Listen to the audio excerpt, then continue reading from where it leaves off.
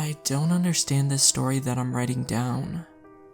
I don't have all the parts outlined or anything. I'm just gonna tell it how I remember it. I think it's important that it gets put down somewhere before I go back. Everything I'm going to describe could have come about naturally, or have some rational explanation. Most likely it does, to be honest. It's just, I don't know. Just listen. For a few summers now, I've been working as camp staff at a Boy Scout camp in the mountains. I should mention that I'm not using any place's name or people's names either. These mountains are pretty far away from the nearest town or anything. You've got a good winding out drive along an old mountain road, and then a few miles down a rough dirt road into the camp. The staff is usually around 40 people, between the ages of 16 and 25 or so. This year, it was a bit of a smaller turnout, probably because of COVID hesitancy and all. I mean, we were wearing masks when we had to, but still, people might not have wanted to be so close to so many people. Camp is pretty usual, I guess. There's a little sectioned off part of the river for swimming. There's a shooting range, a main stage, a big campfire ring, a flag area, and a little shop for candy and souvenirs. Scouts and scouters would come up from Saturday to Saturday, and we'd put on certain programs every week for them. This is really more than enough details for this story. I guess you should know there's a lot of culture and tradition there. It's an old camp, and we've got ghost stories pouring out of the floorboards per se. Pranks are also a big part of the experience. I think that's why everyone was so chill when they first showed up. They were plausible enough. Sticks tied together in a stick figure shape, with animal skulls secured to the heads. It sounds weird, and it really was, but then again, all of those pieces were readily available. Sticks were everywhere you looked, and it's pretty hard not to find rope at a scout camp. The science nature area had a ton of skulls that had been donated a while ago for learning purposes. As far as we know, as far as I can still tell, some staff members decided to go all in on building these things and putting them all over the camp. They were creepy for sure. Stick figures standing around 6 feet tall with deer or weasel or horse skulls looking around from atop stick necks. I don't know how many of them there were at first, but it was enough to really impress everyone. I mean, these were well put together, and that takes time. Our days were full as it was, so we all figured that some mystery person or team went out at night, built and placed all these scarecrows. We started calling them scarecrows even though they weren't like scarecrows really. The arms hung at their sides rather than sticking straight out. They dangled from wide shoulders. The legs were often very long and dug into the ground to keep the scarecrows from falling over. They were novel. It became something of a puzzle to try and figure out who had built them. No one fessed up, but with all the ruckus about it, I wouldn't either. I mean, if I had done it, I too would have let the game play out a bit longer. So anyways, that was all during staff week. Our setup time basically. There was a lot to do before scouts came into the camp. We spent those days cleaning bathrooms, raking leaves, and preparing for our jobs in the upcoming weeks. For all that time, the scarecrow stood.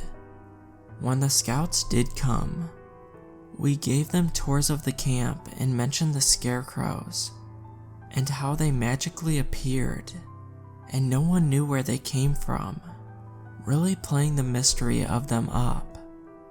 Scouts love that sort of supernatural thing.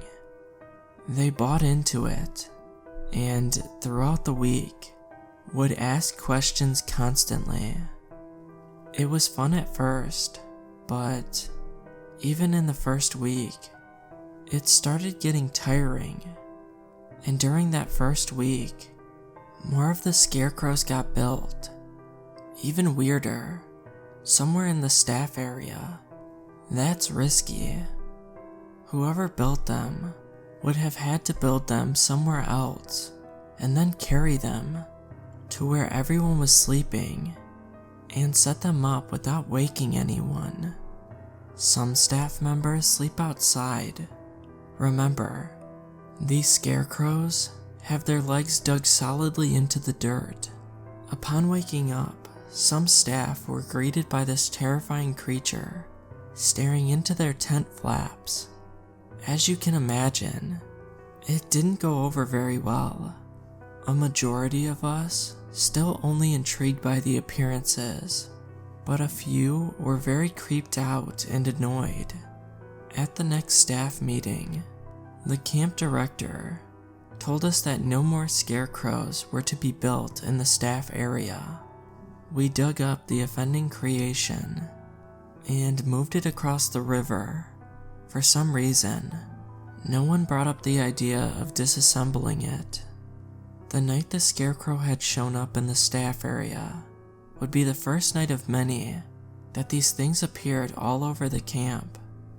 Where one stood, campers would wake to find 2 or 3. Some were found inside buildings and in the mess hall.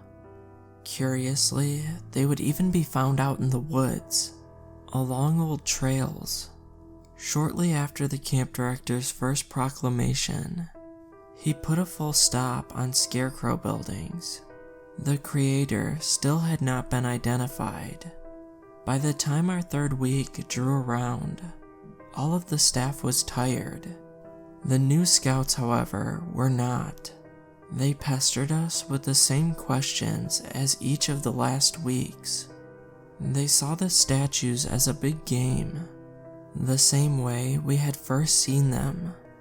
They would hang around the Scarecrows and build up the courage to poke them with sticks, or even grab them and touch the skulls. Speaking of skulls, there were too many in the field now to explain them having come from the nature area's stock. Reading now, you may think that we would all be creeped out, but really, for some reason, we were all just annoyed. I guess since it seemed really plausible and even cool in the beginning, we never noticed it gradually became overwhelming. But in hindsight, it really was. There were more Scarecrows across the camp than we could easily count. I don't know when exactly it was, but we started to get defensive about the things. When scouts asked us what they were, we just brushed them off. If we saw some kids touching them or messing with them, we would pull them away. Some staff got really unusually irritable about the Scarecrows. They'd start yelling at scouts and pulling kids away from them. Complaints came in, and the camp director pleaded with whoever was doing this to stop. They had started appearing in the staff area again, and it was blatantly clear that whoever was building them was not listening or caring. You should know that this staff is always great. I've known most of the people on it for a while, and none of them would yell at a scout for no reason, or such little reason. The change to us was more dramatic than the change in scenery. The end came quickly. A scout was messing with a deer skull atop a Scarecrow, and a staff member shouted at him. The scout freaked out and accidentally knocked the skull off of its wooden neck. I wasn't there, but I heard that the staff member just went crazy. There was screaming and, well, too much. The scout was apparently so freaked out that he had ran heedlessly down the trail, where he almost immediately tripped, dropped the skull, and cracked his head open on a rock. Camp obviously closed. We packed up that night and left the next morning. As we drove in a long caravan up the dirt road, I thought I spotted more scarecrows off in the forest, watching us go. It only occurred to me, and apparently to everyone else, once we were far away, that we never considered taking them apart while we were there. The option somehow never came together in anyone's head. It's everyone's decision now. I'm not going back just for that. The camp needs to be closed up and winterized. A small skeleton crew of 6 is going back down to spend a few weeks closing up, and as a part of that, taking down the scarecrows. The thing is, there was just so many of them, and if they kept appearing at the rate they did while we were there, sorry, appearing isn't the right word. They were built, I'm sure of it. This is going to go fine. It'll be a lot of work for sure, but only in untying the knots. I feel like I started writing this because I was worried, but now I am pretty reassured. I leave tomorrow with the gang, and should be finished by the Saturday after next. No Wi-Fi or electricity, unfortunately. But hey, the generator cost money. It's all good. I'll see you on the other side.